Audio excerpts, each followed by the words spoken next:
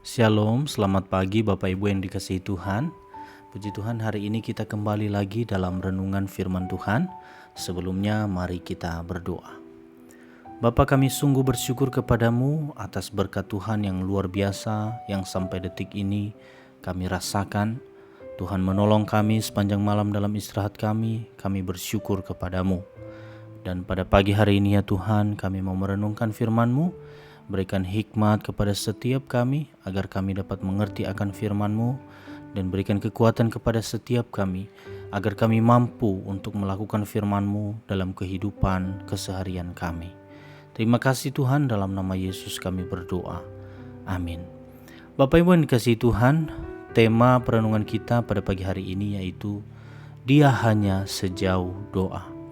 Di dalam Matius pasal 7 ayat 7 sampai 11, firman Tuhan berbunyi demikian. Mintalah, maka akan diberikan kepadamu. Carilah, maka kamu akan mendapat. Ketoklah, maka pintu akan dibukakan bagimu. Karena setiap orang yang meminta, menerima. Dan setiap orang mencari, mendapat. Dan setiap orang yang mengetok, baginya pintu dibukakan.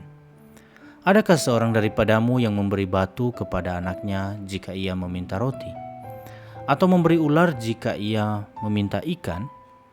Jadi jika kamu yang jahat tahu memberi pemberian yang baik kepada anak-anakmu, apalagi Bapamu yang di surga, Ia akan memberikan yang baik kepada mereka yang meminta kepadanya.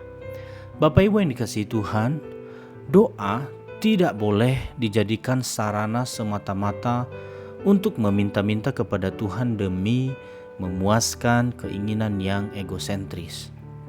Doa adalah membangun relasi yang intim dengan Tuhan. Caranya adalah membuka diri apa adanya dan dengan rendah hati memohon berkat-Nya melimpah dalam hidup kita.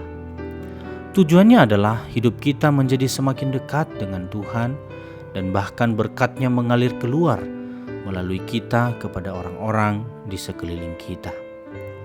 Tuhan Yesus menggunakan 3 kata kerja untuk mendorong para murid berdoa kepada Bapa. 3 kata kerja ini adalah pertama, mintalah. Jelas sumber segala berkat yang kita butuhkan ada pada Allah. Yang kita perlu lakukan hanyalah meminta dengan iman, yaitu percaya bahwa Dia akan memberikan yang terbaik untuk hidup kita. Kedua, carilah. Kita diperintahkan untuk mencari kehendak Allah. Allah tahu yang terbaik untuk hidup kita, tetapi kita tidak tahu. Waktu kita mencari dengan segenap hati kehendak Allah itu, maka kita akan menemukan apa yang Tuhan ingin kerjakan melalui dan di dalam anak-anak-Nya. Ketiga, ketoklah. Ada pintu yang tidak bisa kita buka sendiri karena keterbatasan kita. Hanya Allah yang dapat membukakannya bagi kita.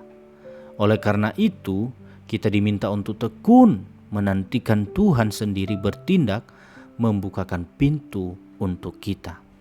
Bapak Ibu Saudara yang dikasihi Tuhan Yesus Kristus, bagaimana tahu kehendak Allah sehingga yang kita minta memang yang Allah sediakan buat kita?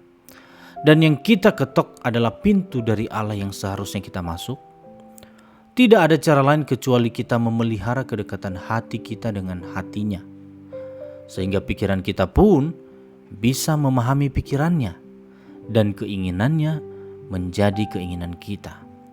Mulailah dengan doa dan membaca Alkitab setiap hari. Pakai waktu meminta hadirat-Nya, mencari pimpinannya, dan bersedia masuk melalui pintu yang Ia bukakan. Selamat menjalani hidup sebagai murid Kristus. Tuhan Yesus memberkati. Mari kita berdoa. Bapa, kami mengucap syukur atas firman Tuhan yang sungguh memberkati kami pada pagi hari ini.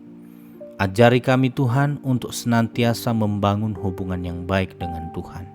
Senantiasa berdoa kepadamu, senantiasa merenungkan firman-Mu sehingga kami semakin tahu apa yang Tuhan kehendaki dalam hidup kami.